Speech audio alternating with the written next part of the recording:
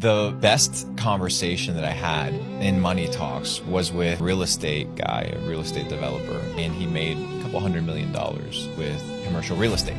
And I told him, I was like, hey, you're sitting on a couple $100 million, like what's next? And he looked at me and said, Luke, I spent the last 20,000 hours learning how to be a great entrepreneur. I'm gonna spend the next 20,000 hours learning how to be a great father. What I would do instead of spending 20,000 hours doing only one thing and accumulating $100 million, but at the cost of everything else in your life, is figure out how to draw some work-life boundaries. Instead of making $100 million in 20,000 hours, but ignoring your family and not knowing how to be a father or a husband or a brother or son or whatever role, other things that you can do in life, I would suggest cutting back on some of that work stuff and making sure you're doing other stuff. And then you can work a little longer because you're not completely burned out and you haven't missed everything. But if I was to spend 20,000 hours running my business, yes, the business might be bigger, but if in that time period my kids go from being born to being 18 and I've missed all of that, and then I try to show up and say, hey, guess what? I'm done with business. I want to be your dad now.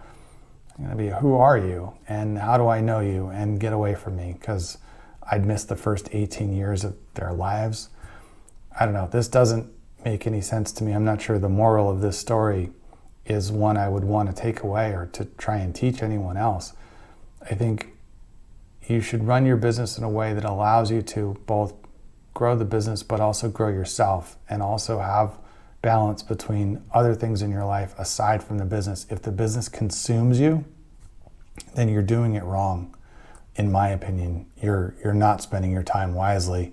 You are prioritizing too much of one thing and not enough of everything else. And you can't get that time back. You can't go backwards. So really decide what's important to you.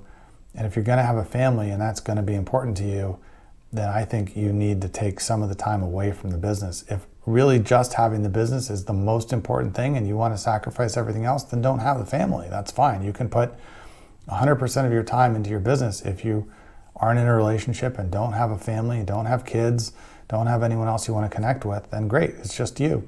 Then you can spend 100% of your time in the business.